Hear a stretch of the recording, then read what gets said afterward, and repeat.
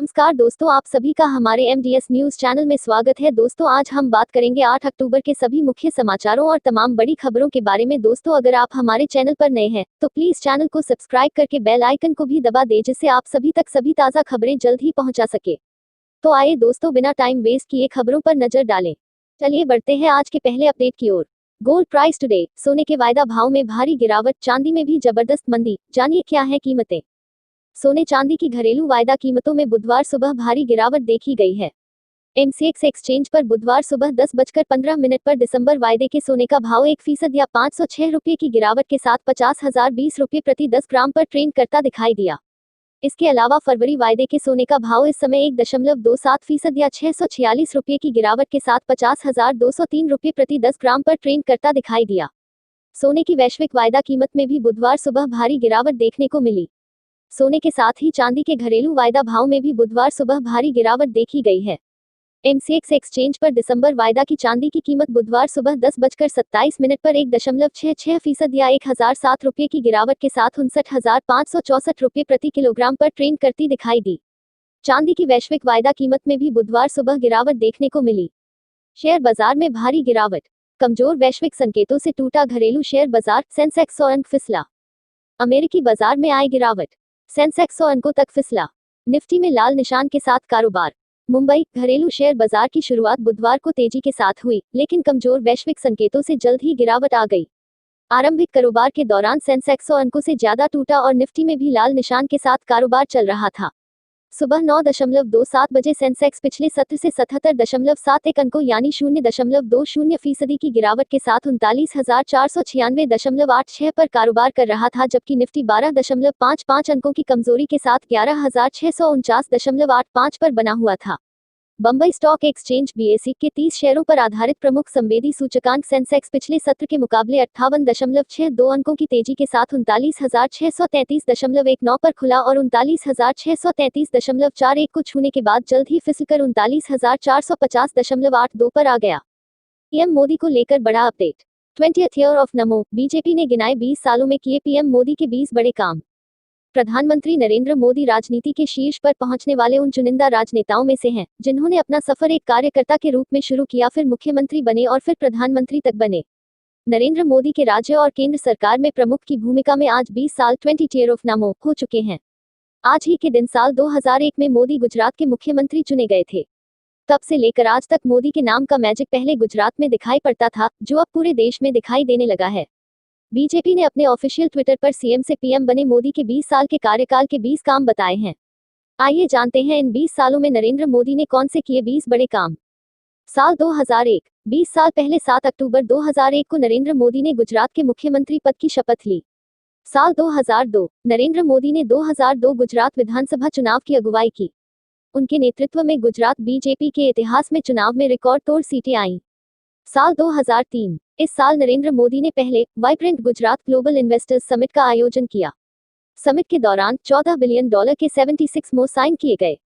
साल 2004। नरेंद्र मोदी ने गुजरात में बेटियों की पढ़ाई को बढ़ावा देने के लिए कन्या केलवनी योजना और शाला प्रवेशोत्सव प्रोग्राम की शुरुआत की।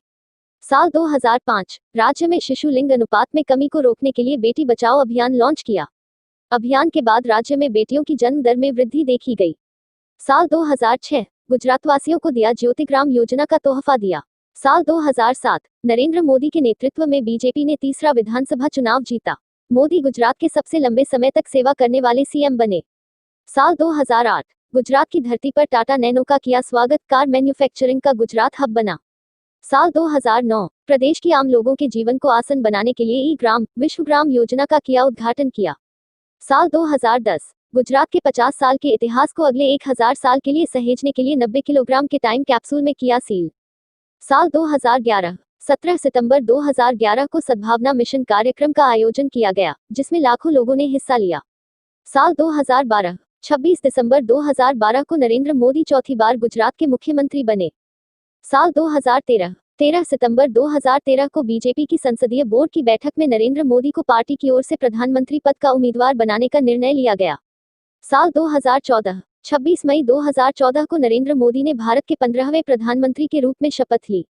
साल 2015। 21 जून 2015 को दुनिया भर में पहला अंतर्राष्ट्रीय योग दिवस मनाया गया। साल 2016 भ्रष्टाचार, काले धन और जाली मुद्रा से लड़ने के लिए नोटबंदी की गई। डिजिटल लेन देन के लिए लॉन्च किया गया। साल 2017 एक देश एक कर प्रणाली जीएसटी लागू किया गया। साल 2018 दुनिया की सबसे ऊंची प्रतिमा स्टैचू ऑफ यूनिटी राष्ट्र को समर्पित किया गया। साल 2019 नरेंद्र मोदी प्रचंड जीत के साथ लगातार दूसरी बार देश के प्रधानमंत्री बने। साल 2020 सही समय पर पूर्ण लॉकडाउन लगाकर कोरोना को महामारी बनने से रोका, जन जन तक बीमारी से लड़ने की जानकारी पहुंचाई और लोगों को जागरूक किया। आईपीएल से रिलेटेड एक बड़ी खबर। आईपीएल 2020 ऑरेंज कैप होल्डर के राहुल अब भी टॉप पर, डू प्लेसिस दूसरे नंबर पर, ये बल्लेबाज भी रेस में। इंडियन प्रीमियर लीग में अब तक 20 मुकाबले खेले जा चुके हैं। हर मैच में लगभग बल्लेबाजों ने अर्धशतक जमाए हैं। पंजाब के कप्तान के राहुल धमाकेदार फॉर्म में चल रहे हैं और पहला शतक जमाने के साथ ही सबसे पहले 200 और 300 रन बनाने बल्लेबाज भी बने हैं। इस वक्त राहुल पहले नंबर पर है तो चेन्नई के फाफ डू प्लेसिस दूसरे और पंजाब के ही मयंक अग्रवाल तीसरे स्थान पर है। ऑरेंज कैप अब राहुल के पास। पंजाब के कप्तान के राहुल ने ऑरेंज कैप पर दोबारा से कब्जा जमा लिया है। 5 मैचों में 1 शतक और 2 अर्धशतक जमाने वाले राहुल ने कुल 302 रन बनाए हैं। उन्होंने अब तक 31 चौके और 10 छक्के लगाए हैं। डू प्लेसिस दूसरे नंबर पर। पंजाब के खिलाफ शानदार अर्धशतक जमाने वाले चेन्नई के Faf du Plessis Mayank Agarwal को पीछे कर दूसरे नंबर पर पहुंच गए हैं। 5 मैच में 282 रन बनाने वाले इस बल्लेबाज ने अब तक 87 रन की सबसे बड़ी पारी खेलने के साथ 3 अर्धशतक जमाया है। तीसरे नंबर पर खिसके मयंक। पंजाब के मयंक अग्रवाल तीसरे स्थान पर खिसक गए हैं। 5 मैच खेलकर उन्होंने 272 रन बनाए हैं, जिसमें 1 शतक और 1 अर्धशतक शामिल है। मयंक ने कुल 27 चौके और 11 छक्के लगाए हैं। बिहार इलेक्शंस को लेकर एक बड़ी खबर सामने आई है। बिहार इलेक्शंस 2020 बीजेपी के 27 उम्मीदवारों की पहली लिस्ट जारी, जाने कहां से कौन लड़ेगा। बिहार विधानसभा चुनाव के पहले चरण के लिए बीजेपी ने 27 उम्मीदवारों की पहली सूची जारी कर दी है। पार्टी ने 5 महिला उम्मीदवारों को टिकट दिया है। अंतर्राष्ट्रीय शूटर श्रेयसी सिंह को बिहार जमुई से टिकट दिया गया है। श्रेयसी सिंह बिहार के दिग्गज नेता रहे और पूर्व केंद्रीय मंत्री दिग्विजय सिंह की बेटी हैं। पार्टी ने उन्हें जमुई से उम्मीदवार बनाया है। श्रेयसी सिंह ने रविवार को बीजेपी की सदस्यता ग्रहण की। बीजेपी की सदस्यता ग्रहण करने के बाद उन्होंने पार्टी अध्यक्ष जेपी नड्डा से भी मुलाकात की थी। इसके अलावा पार्टी ने कहलगांव से पवन कुमार यादव, बांका से रामनारायण मंडल, मुंगेर से प्रणव यादव, लखीसराय से विजय कुमार सिन्हा, बाढ़ से ज्ञानेंद्र सिंह ज्ञानू, काराका से राजेश्वर राज को टिकट दिया है। जम्मू कश्मीर से एक बड़ी खबर सामने आई है। जम्मू कश्मीर के शोपियां में एनकाउंटर। सुरक्षा बलों ने 2 आतंकियों को किया ढेर। जम्मू कश्मीर में आए दिन सुरक्षा बलों और आतंकवादियों में एनकाउंटर होते रहते हैं। अब शोपियां में हुए मुठभेड़ में सुरक्षा बलों ने 2 आतंकियों को मार गिराया है। बताया जा रहा है कि आतंकियों और सुरक्षा बलों के बीच यह मुठभेड़ मंगलवार शाम से शुरू हुई है, जो अभी तक जारी ही है।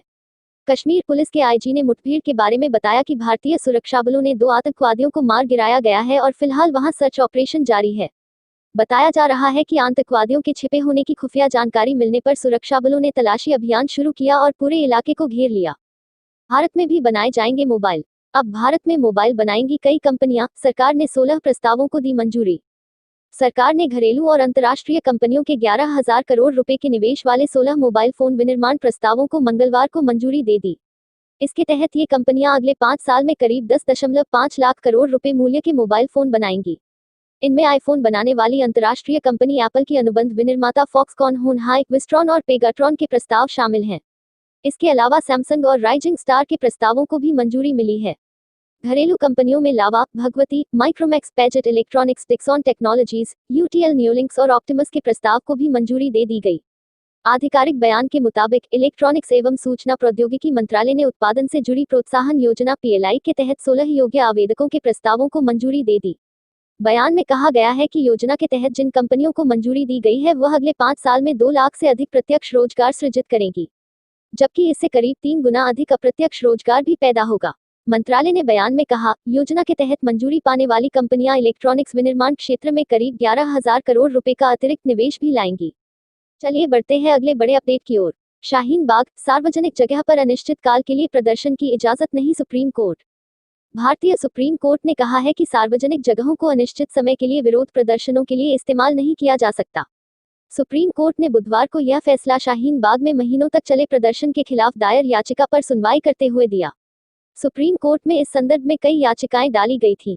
शाहीन बाग में कई महीनों तक प्रदर्शनकारियों ने नागरिकता संशोधन कानून को लेकर विरोध दर्शन किया था।